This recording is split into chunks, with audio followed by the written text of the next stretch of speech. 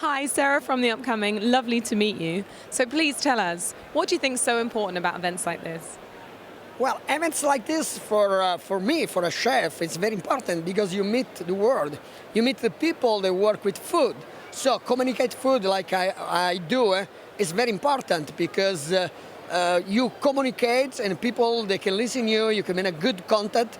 And like I say, everybody needs somebody. So here I'm meeting people, some people meet me, so we can work with for good food in the world.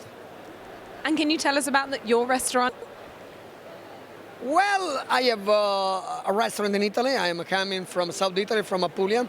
And my restaurant is something a little special. It's not just a restaurant.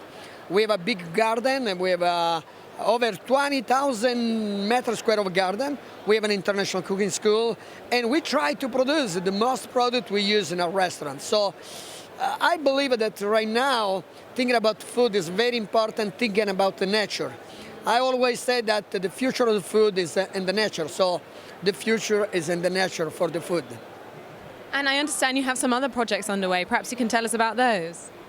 Well, my new project is simple food for intelligent people. Actually, when you say that, you think, what's going on? This. But if you think about it, simple food is something that everybody can make. They can make home, they can make it in restaurants.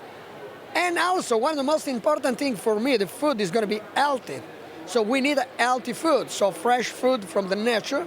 Another important thing, and talking about like some kind of restaurant that's very expensive, the food is going to be reasonable so that everybody they can afford to have food. So simple, healthy, and reasonable. Okay, so that's the aim of your project, to introduce this kind of food and to educate people about it. Well, I try every day. I work a lot with kids.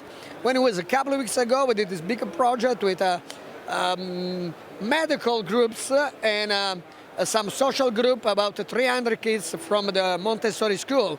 So there was kids like 9 years old. And we tried to teach them how to feed themselves with natural products. So they come into my place, in my farm. We went and we pick her up like wild herbs. Wild herbs is one of the most important patrimonio, I will say in Italiano, that we sometimes we didn't looking for. But wild herbs, wild fruits and everything, and then growing products, have a garden and everything. Even a small garden, it can be garden in balcony, garden in terrace, like urban gardens, the way, especially for the kids, they can see how the food grows, and then when it grows, you pick it up, you clean, you cook and eat. It's different. The problem right now, we have like a lot of like industrial food, and normally we don't know what we're eating, and normally most of the time it's not good for our health. So it's very important, look a little bit in the back for going on in the future of a food, of the good food, of a healthy food.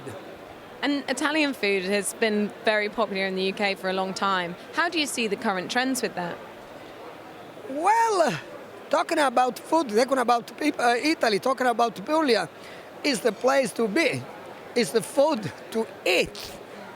But the problem is to teach the people what's the real good, healthy, organic food. And I do believe it is very important right now to think about investing a little more money in the food, because sometimes we don't invest enough money and we don't invest enough time. Because to have a good food, you have to invest your time, and this is very important because we are what we're eating. In Italiano noi siamo quelli che ci mangiamo. If we eat well, we will feel well. Se mangiamo buono, stiamo buono. But if we eat bad, we will feel bad. Se mangiamo malamente, stiamo malamente. And if we eat junk, we are junk. Se ci mangiamo la monnezza, siamo monnezza. Esatto, no? Perciò mangiamo buono e volimmoci bene. Grazie. Thank you very much, and lovely to speak to you.